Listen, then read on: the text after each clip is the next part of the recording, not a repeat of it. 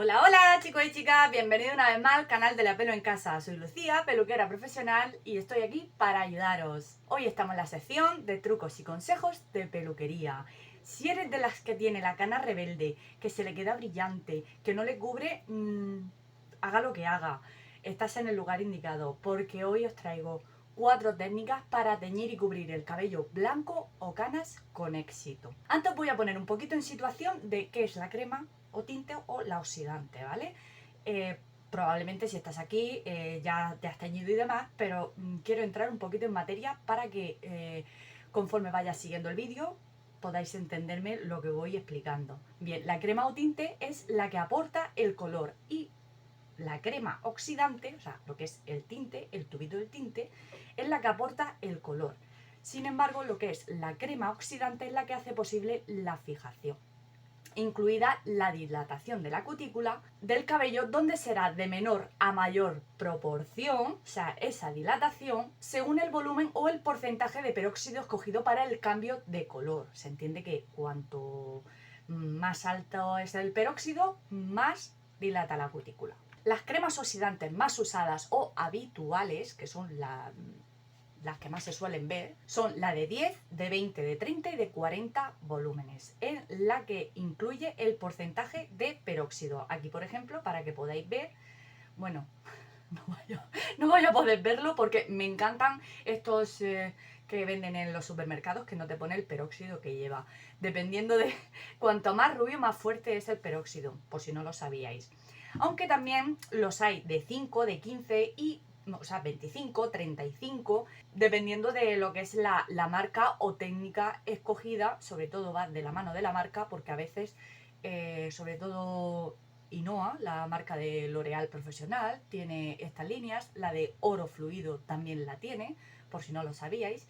Y esto es básicamente porque podemos utilizar más o menos peróxido según la técnica o el tinte que vayamos a coger. Ahora vienen las 4 técnicas que os comentaba. Primero, seguir las instrucciones del fabricante. Hasta ahí bien, ¿verdad? Porque normalmente indica que hay que mezclar una parte de crema y 1,5 de peróxido.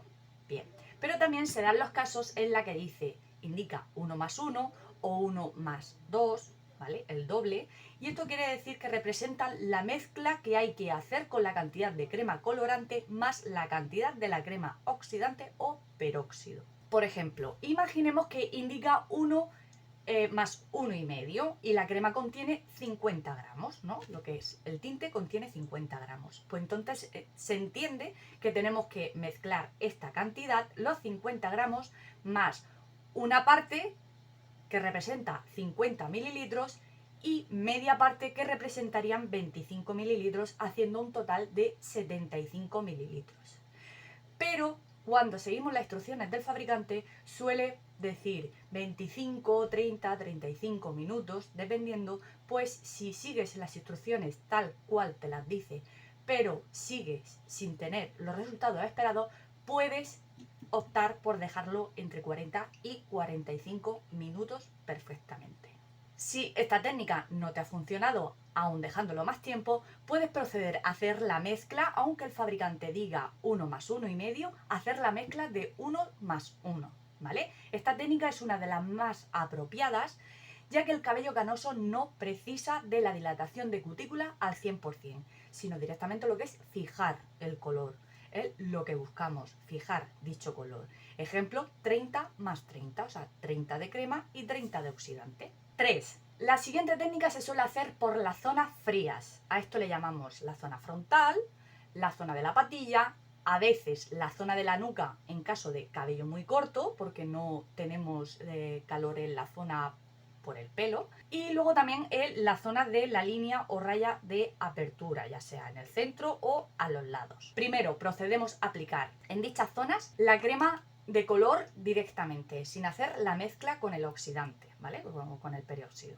Y seguidamente hacemos la mezcla, o sea, una vez que ya no hemos puesto por las zonas frías la crema, procedemos a hacer la mezcla que procede y seguimos tintando, pero por donde no hemos teñido aún, ¿vale? La raíz. Y cuando finalicemos de lo que es todas las zonas con la mezcla, volvemos a posar con dicha mezcla, volvemos a posar por las zonas frías, ¿vale? Y aquí es donde dejamos 40 minutos desde que terminamos la aplicación. Como última opción, aunque es menos usada, no solo por el tiempo que lleva, el trabajo que lleva, sino que con la anterior sí o sí suele dar muy buenos resultados, esta es ideal para cabello más grueso, también conocido como cana rebelde, esas canas que se resisten, el cual tiene más dificultad para, o sea, ese cabello tiene más dificultad para la dilatación de la cutícula, lo que es la fibra capilar, lo que viene siendo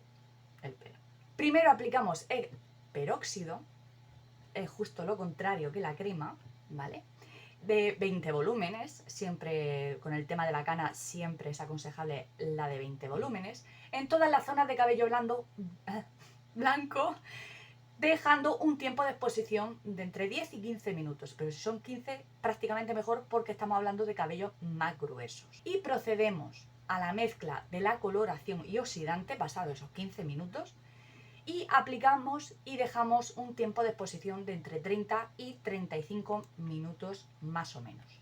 Aunque hay otras técnicas que influyen también en la cobertura de las canas, yo os las cuento. Mirad, evitar que el cabello lleve restos de espuma, laca o exceso de aceites, ya sea porque el champú, el acondicionador son muy hidratantes o llevamos varios días sin lavar el cabello y llevamos restos de sebo, el sebo natural que se nos hace en la piel.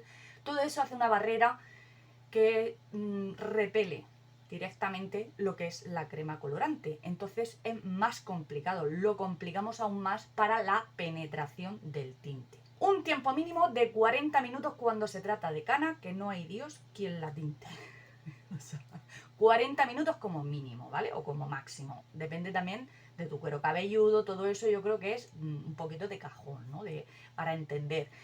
No hay que abusar de los tintes que lleven mucho amoníaco o si tienes reacciones, pues casi que mejor nos aguantemos un poco entre tinte y tinte. Papel de plástico transparente o el gorro térmico. O sea, son un arma que tenemos que tener en los armarios siempre. O sea, el ponerte el tinte y liar en la cabeza el papel de plástico o ponerte el gorro osmótico, eso hará un efecto invernadero que ayudará a la dilatación de la cutícula y penetración del tinte.